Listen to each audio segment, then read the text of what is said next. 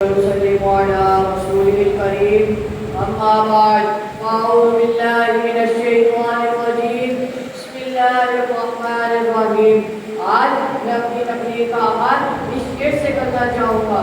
منفعت ایک ہے, اس قوم کی نقصان بھی ہے, ایک ہی سب کا نبی, دین بھی, ایمان بھی ہے, اور ہمیں بات بھی, اللہ بھی, قرآن بھی ہے. کچھ بڑی بات تھی, ہوتے جو مسلمان بھی ہے, فرقہ بندی ہے کہیں اور کہیں زیادہ ہیں. ہاں ہاں فرقہ بندی ہے کہیں اور کہیں زیادہ ہیں. کیا زمانے میں پنپنے کی یہی باتیں ہیں. صدر جی وقار, عزیزان گرامی اور معزز مہمانان کرام, السلام علیکم ورحمۃ اللہ وبرکاتہ.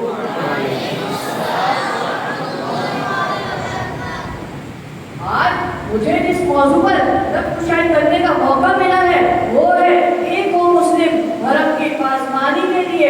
یہ بنیادی طور پر قرآن پاک کی آیت وَاعْتَصِمُوا بِحَبْلِ اللَّهِ جَمِيعًا وَلَا تَفَرَّقُوا کی عملی تفسیر ہے, کیونکہ فی زمانہ ہم مسلمان جس قدر فتنہ اور تفرقہ بازی کا شکار ہے اس سے قبل نہیں رہے.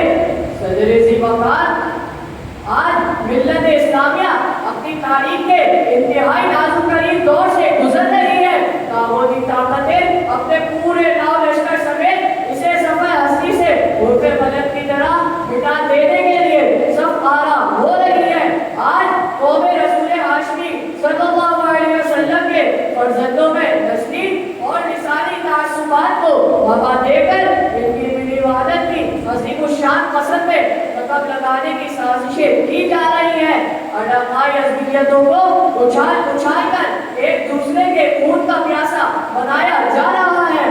جناب صدر, لیکن مقام افسوس ہے کہ آج مسلمانان عالم تعلیم کے ان عبرت انگیز مرکزوں سے کوئی سبق نہیں لے رہے. ان کی موجودہ پستی اور بے بسی کا یہی سبب ہے کہ وہ اس سرمدی پیغام کو بھول رہے ہیں جس نے انہیں محبت و اخوت کے ابدی رشتوں میں جکڑ دیا تھا اور انہیں ایک ہی زنجیر کی مختلف کڑیوں کی صورت میں پرو دیا تھا.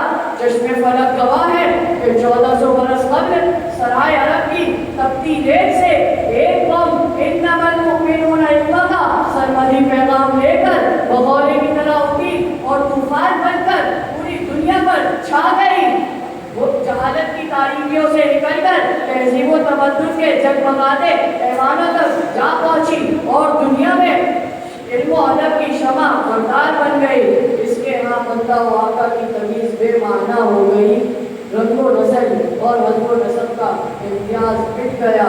عزت و وقار کا معیار تقویٰ اور صرف تقویٰ قرار پایا. صدر محترم, آج جب ہم عالم اسلام پر نظر ڈالتے ہیں تو دل خون کے آنسو ہوتا ہے. احساس کی لہریں مجسم سوال بن کر پوچھتی ہیں, کیا ہم اسی قوم کے فرزند ہیں جسے خیر الامت کے لقب سے سرفراز کیا گیا تھا؟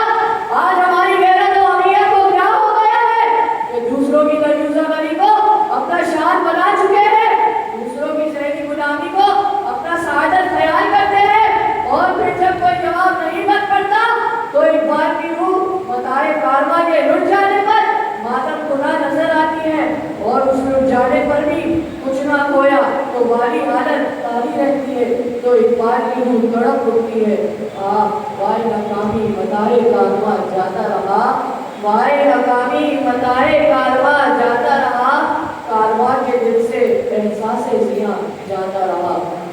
جناب صدر, آج جب کہ مسجد اقصی سے اٹھنے والے دھوئیں نے مسلمانوں کی آہوں میں آنکھ بھر دی, بیت المقدس کی سرزمین حرم کے پاس والوں کو پکار رہی ہے کہ اے اہل وفا, تم کہاں ہو, آؤ اور میری حرمت کو پامال کرنے والوں کو نیست و نابود کر دو. تو دنیا اسلام کو وقت کے چیلنج کو قبول کرتے ہوئے اتحاد و یگانت کی راہ پر گامزن ہو جانا چاہیے, اور حرم کے دشمنوں کی گناہی سازشوں کو ناکام بنانے کے لیے ہمیں ایک سیسا پلائی ہوئی دیوار بن جانا چاہیے. صدر ذی احتشام, اب میں اپنی تقریر کا اختتام اس شعر سے کرنا چاہوں گا.